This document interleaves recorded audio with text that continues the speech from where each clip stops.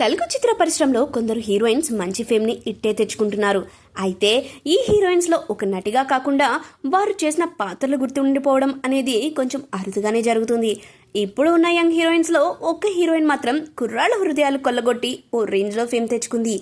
ఆమె ఎవరో కాదు, కన్నడ నటి నేహా శెట్టి అని చెప్పాలి. ఏకంగా పవర్ స్టార్ పవన్ కళ్యాణ్ సినిమాలో ఛాన్స్ కొట్టేసినట్టుగా ఫిలిం నగర్లో రూమర్స్ వినిపిస్తున్నాయి.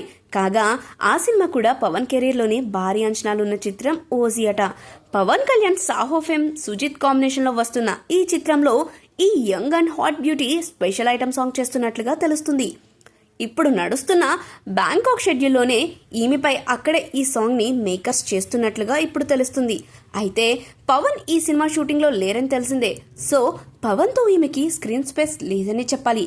బహుశా ఈ సినిమాలో కీలక పాత్ర పోషిస్తున్న బాలీవుడ్ నటుడు ఇమ్రాన్ హష్మీతో ఈ సాంగ్ ఉండి ఉండొచ్చు అని చెప్పాలి.